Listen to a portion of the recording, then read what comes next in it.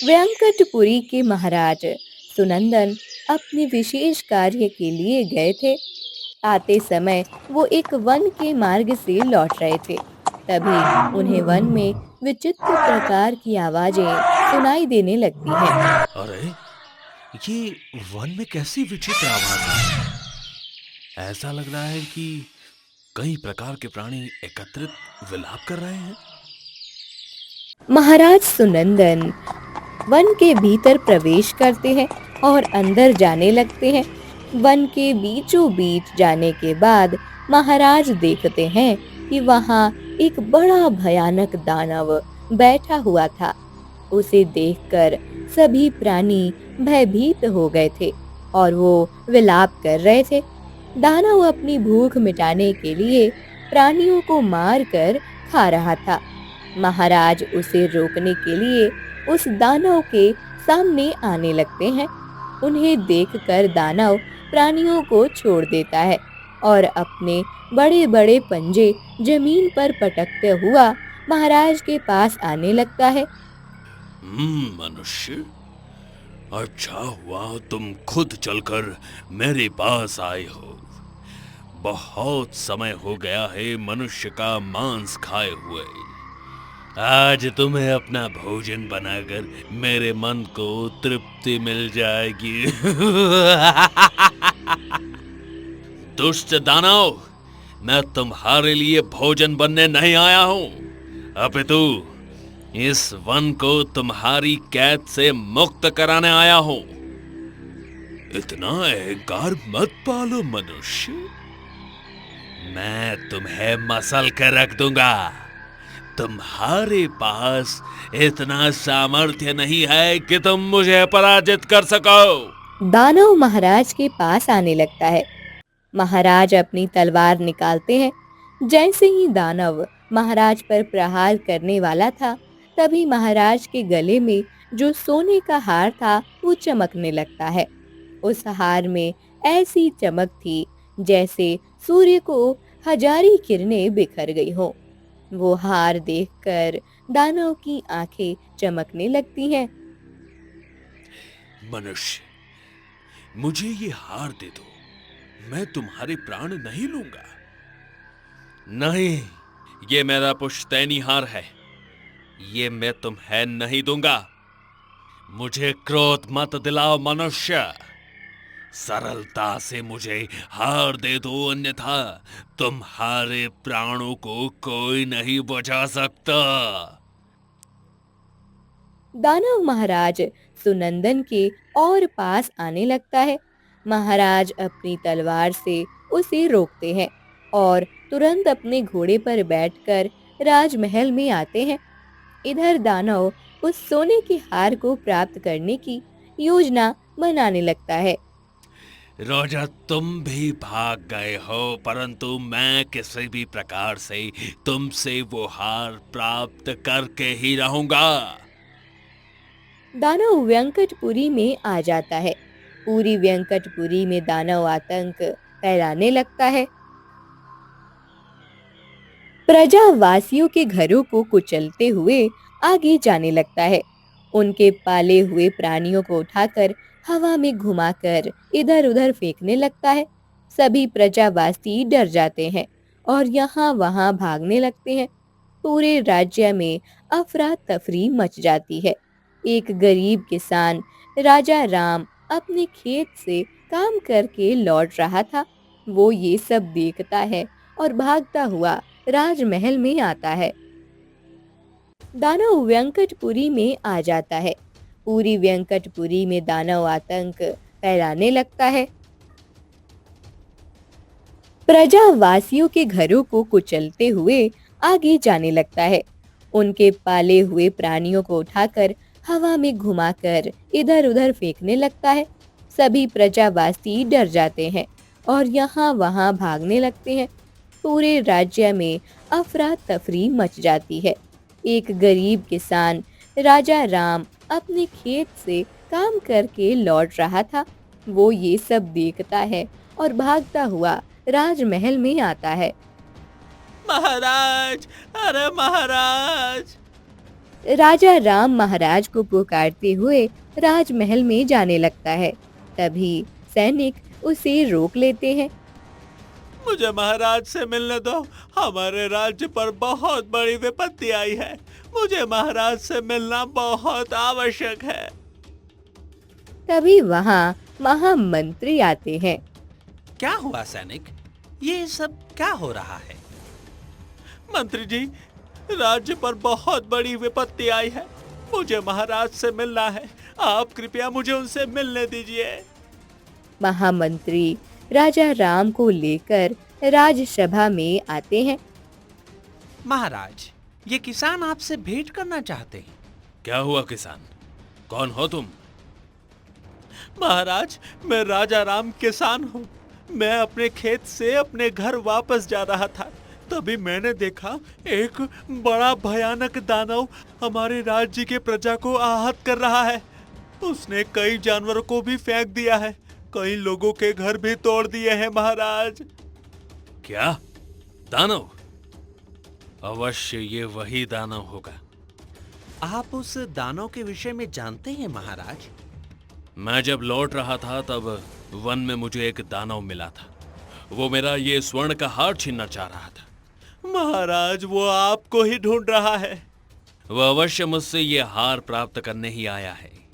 जब तक मैं उसे हार नहीं दूंगा तब तक वो मेरी प्रजा को आहत करेगा। महामंत्री चलिए। महाराज सुनंदन महामंत्री और राजा राम के साथ कुछ सैनिकों को लेकर वहां आते हैं। वो सामने देखते हैं कि सभी लोग दानव को देखकर भाग रहे थे। ये सब देखकर महाराज कहते हैं, दानव, तुम मेरी प्रजा को आहत क्यों कर रहे हो? राजा, मैंने तुम्हें पहले ही कहा था कि मुझे अपना ये स्वर्ण का हार दे दो, परंतु तुमने सरलता से मेरी बात नहीं मानी। अब मुझे वो हार किसी भी परिस्थिति में प्राप्त करना ही है। ठीक है दानव, मैं अपना ये हार तुम्हें दे देता हूं, परंतु मेरी प्रजा को छोड़ दो। उन्हें परेशान मत करो। महाराज सुनंदन अपने गले से वो हार निकालते हैं और दानव के सामने धरते हैं। ये लो, मेरा हार लो, पर मेरी प्रजा के प्राणों को संकट में मत डालो।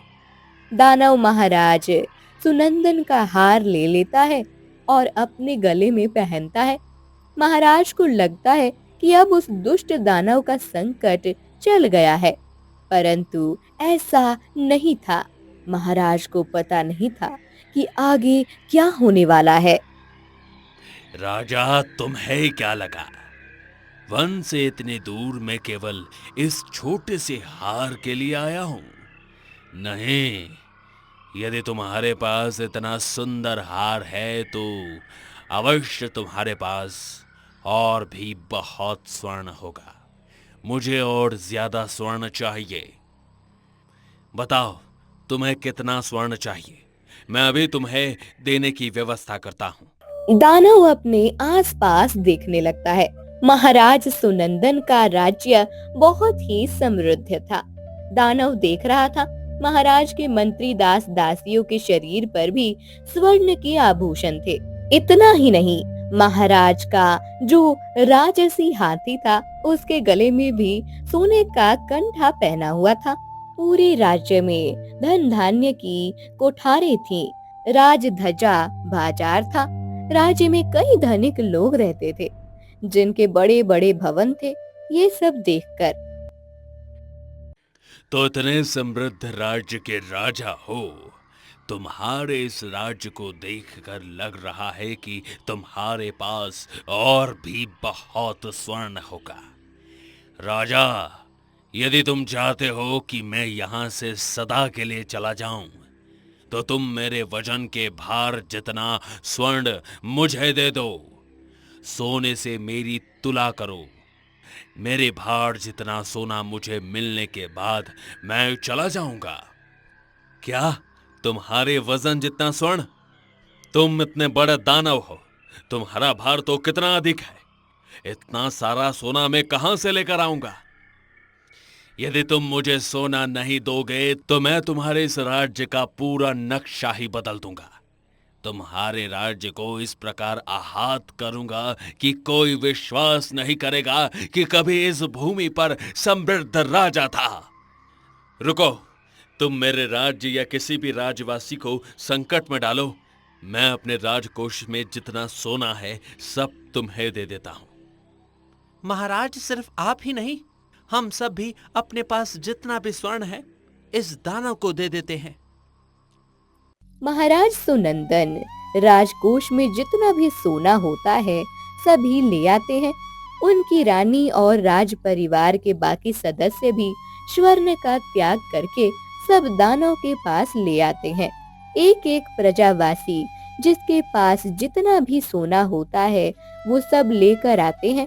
बहुत सारा सोना दानव के पास रखा जाता है। फिर दानव, देखो, मेरे पास और मेरे प्रजावासियों के पास जितना भी सोना था वो सब तुम्हें दे दिया है। अब ये सब लेकर तुम मेरे राज्य का त्याग कर दो। बस इतना सा सोना? ये तो मेरे वजन के मुकाबले आधा ही होगा। परंतु अब तो जितना भी सोना था सब तुम्हें दे दिया है। नहीं, मुझे और सोना चाहिए। महाराज सुनंदन समझ जाते हैं कि अब ये दानव ज्यादा सोना लिए बिना यहाँ से नहीं जाएगा। इसलिए वह अपनी तलवार निकालते हैं और सैनिकों को इशारा करते हैं। सैनिक भी अपने शस्त्र लेकर फैल जाते हैं और उस दानव को घेर लेते हैं। फिर महाराज तलवार लेकर दानव के पास आते हैं और उस पर वार करने ही वाले होते हैं कि तभी दानव अपनी अघोरी शक्ति से एक मायावी रस्सी महाराज सुनंदन पर फेंकता है और महाराज उस रस्सी में बंध जाते हैं। बहुत प्रयास करने के बाद भी महाराज छूट नहीं पाते। फिर दानव महाराज को उठाकर अपने कंधों पर ले लेता है और सुनो प्रजाजनों, मैं तुम्हारे इस राजा को अपने साथ ले जा रहा हूं। तुम सबके पास 7 दिन है। यदि इन 7 दिनों में तुम वन में मेरे गुफा में मेरे वजन जितने स्वर्ण को लेकर नहीं आए तो 8वें दिन मैं तुम्हारे इस राजा को अपना भोजन बना लूंगा। दानव महाराज सुनंदन को लेकर वन में चला जाता है। सभी मंत्री और प्रजावासी चिंता में पड़ जाते हैं। किसी को समझ नहीं आ रहा था कि आखिर महाराज को उस दुष्ट दानव से कैसे बचाए। तभी वहाँ एक महात्मा आते हैं। ये क्या, तुम सब इतने परेशान क्यों हो? और ये स्वर्ण ऐसी भूमि पर क्यों गिरा हुआ है? महात्मा जी, एक दुष्ट दानव हमारे राजा को उठा कर ले गया है। उसने कहा है कि जब तक हम उसके वजन बराबर सोना उसे नहीं देते तब तक वो महाराज को नहीं छोड़ेगा। उसने हमें 7 दिन का समय दिया है। यदि तब तक उसे सोना नहीं मिला तो वो 8वें दिन महाराज को मारकर खा लेगा। महात्मा जी, हमारे महाराज बहुत अच्छे और धर्मपरायण हैं। जब वो दानव हमें परेशान कर रहा था तब केवल हम प्रजावासियों के लिए उन्होंने अपना दिव्य हार गले से निकालकर उसे दे दिया। हमारे महाराज हमारे पालन करता है। यदि उन्हें कुछ हो गया तो ये राज्य अनाथ हो जाएगा।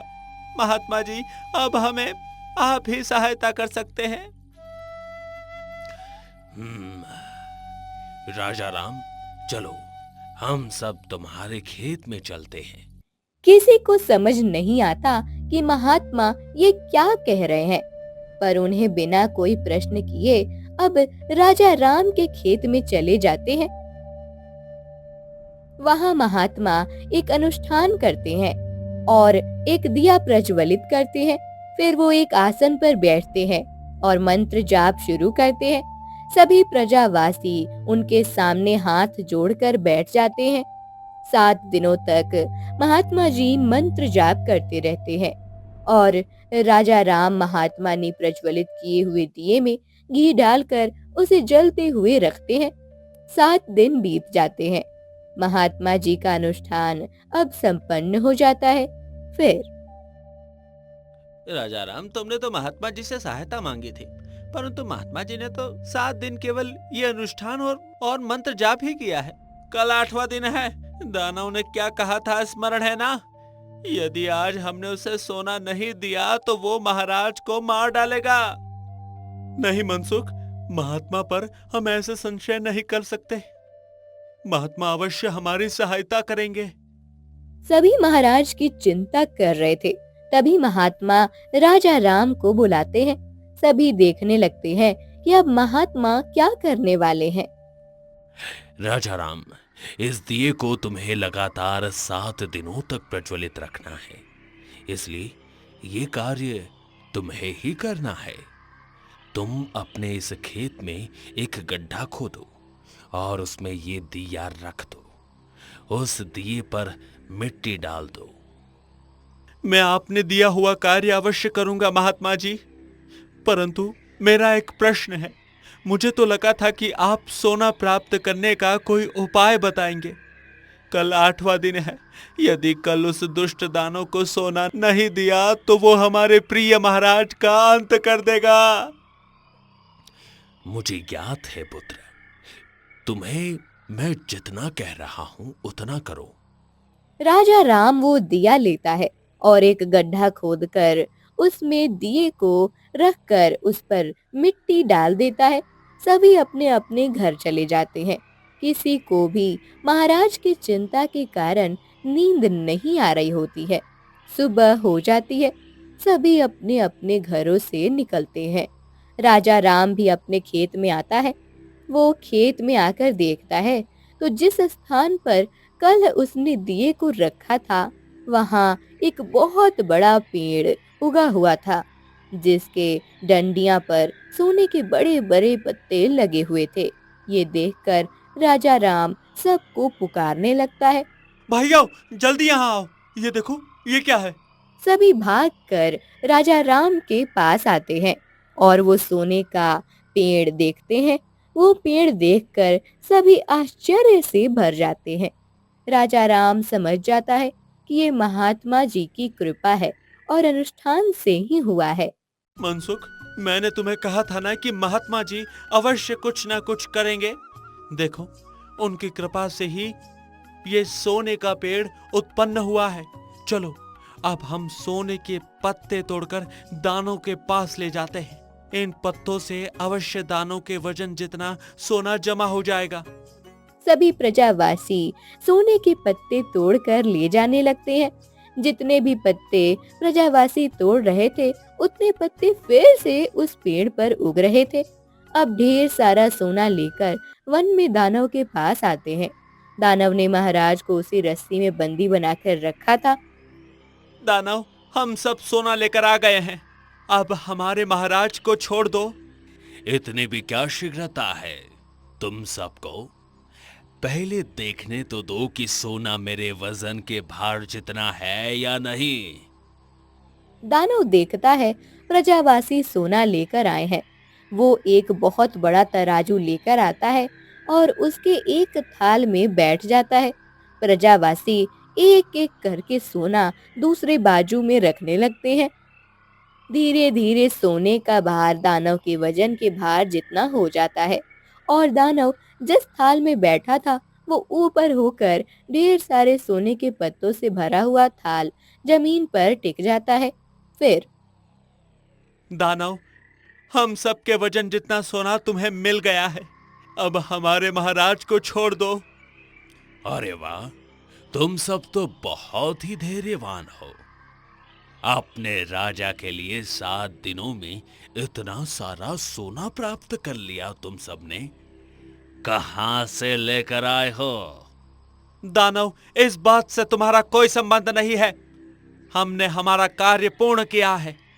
अब तुम महाराज को छोड़ दो। सोना देखकर दानव के मन में और ज्यादा लालच आ जाता है और वो कहता है, नहीं, जब तक तुम मुझे ये नहीं बताते कि तुमने इतना सारा सोना कहां से प्राप्त किया, तब तक मैं तुम्हारे राजा को नहीं छोड़ूंगा। राजा राम के पास अब कोई उत्तर नहीं होता।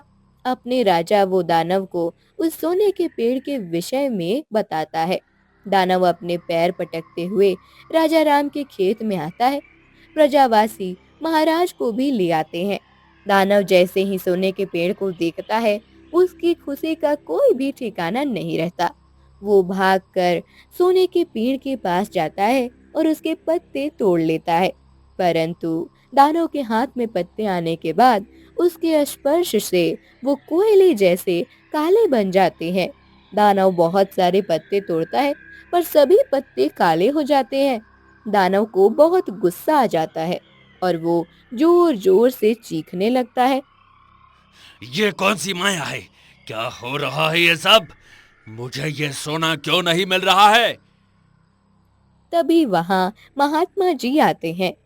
क्योंकि तुम दुष्ट हो दानव। तुमने आज तक अपने स्वार्थ के लिए कई जीवों की हत्या की है। तुमने लालच में आकर एक धर्मपरायण राजा को इतने दिन तक बंदी बनाकर रखा है और इन प्रजाजनों को भी संकट में डाला है। ये सोने का पेड़ इन प्रजावासियों के महाराज के प्रति प्रेम और समर्पण के भाव से उत्पन्न हुआ है, जिस पर तुम्हारा कोई अधिकार नहीं है। अब तुम्हारे अंत का समय आ गया है दानव।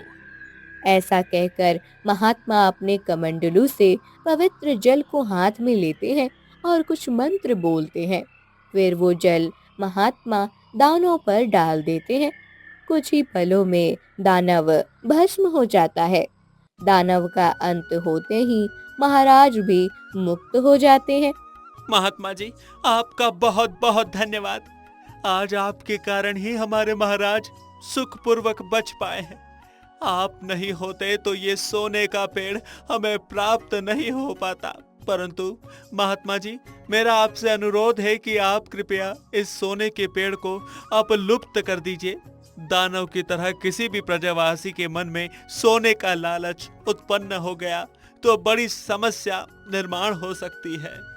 सभी प्रजावासियों को राजा राम की बात सही लगती है।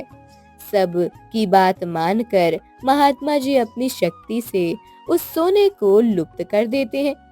महाराज सुनंदन दानव का जमा किया वह सारे सोने को अपनी प्रजा में दे देते हैं और सुखपूर्वक अपना राज्य कार्य करने लगते हैं। आज भी वेंकटपुरी में उस सोने के पेड़ की कहानी को बताया जाता है।